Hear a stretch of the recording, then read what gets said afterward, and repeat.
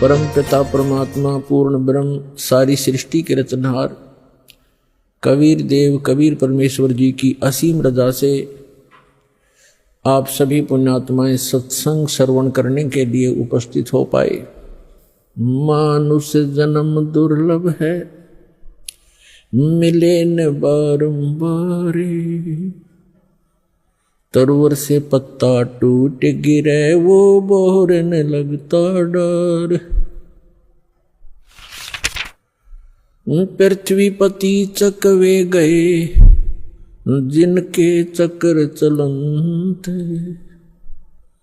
रावण सरीखे कौन गिने ऐसे गए अनंत। मानुष जन्म पाय के जो नहीं रटे हरि नाम। जैसे कुआ जल बिना फिर बनवाया क्या काम। राम नाम की लूट है लूटी जाते लूट। पीछे फिर पछताओगे हे प्राण जहांगे छूट। नंगा आया जगत में नंगा ही तू जाए। बीच में ख्वाबी ख्याल है ये मन माया भरमावे।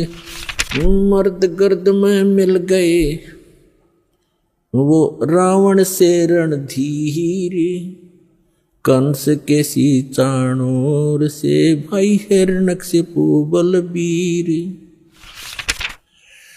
तेरी क्या बुनियाद है जीव जन्म धर लेते। गरीब दास हरि नाम बिना तेरा खाली रह जा खेत। जिन हर की चोरी करी और गए राम गुण बोले। ते बेदना बागुल किए रहे उर्द मुख झोले। राम रटत कोड़ी भलो चू चू पड़े जो चामे। वो सुंदर शरीर किस काम का जा मुख नाही नाम। राम रटत कन्या भली साकट भलो न पूते। जैसे छेरी के गल में गल थना जिसमें दूध ना मूत। राम रटत दारिद्र भलो टूटी घर की छान। वो सुंदर महल किस काम के जहाँ भक्ति नहीं भगवान। कबीर जिव्या तो वाए भली जो जप हरि नाम। नहीं तो काट के फेंक दियो ये मुख में बलो ना चाम। परम पिता परमात्मा परमेश्वर हमारे पिता सबके जनक सर्व उत्पादक परमात्मा प्रभु कबीर साहब जी कबीर जी ये परम अक्षर ब्रह्म है, सारी सृष्टि के रचनहार हैं। और पुण्यात्माओं आपके ऊपर रहम किया उस दीन दयाल ने, आपको ये तत्व ज्ञान समझाया, आप तक पहुंचाया। आप तक ये तत्व ज्ञान पहुंचाने के लिए उस परमेश्वर ने कितने कितने कष्ट उठाए। आप तक पहुंचने के लिए उस परमात्मा ने भिन्न भिन्न भेष बनाए। और आप जी ने इस काल की भांग को इतना पी लिया कि इस काल के इस नकली सुख, इस झूठे सुख के नशे में आप भगवान को पहचानना भूल गए। परमेश्वर कहते हैं मैं रोवत हूँ सृष्टि को, सृष्टि रोवे मोहे। गरीबदास इस वियोग को समझ न सकता कोई। हमारे पिता कहते हैं, हमारे भगवान कहते हैं कि मैं तुम्हें रो रहा हूँ, तुम्हारे लिए भटक रहा हूँ कि तुम गलत स्थान पर रह रहे हो। या कोई जीव सुखी नहीं, या सुख नाम की वस्तु नहीं। और आप यहां सुख खोज रहे हो और सुख देने वाले उस भगवान की खोज कर रहे हो, उसके लिए रो रहे हो, तड़फ रहे हो। मैं तुम्हारे लिए रो रहा हूं कि मैं हूं वो परमात्मा, मैं तुम्हारा जनक हूं, मैं तुम्हारा पिता हूं। आप जी ने ये गलती की जिस कारण से आप इस काल कसाई के यहां फंस गए हो। किसी का बेटा मार रहा है, किसी की बेटी मार दी, कोई किसी का जमाई मर गया, किसी के कैंसर होगी, किसी की टांग कट गई, किसी को कैंसर है, कोई कोड से भुगत रहा है। और शेष बचे हुए ये सोचते हैं कि हम ठीक हैं। यदि आप रोग रहित हैं, कल मृत्यु होगी, फिर गधे बन जाओगे, तो क्या खाक ठीक हो आप?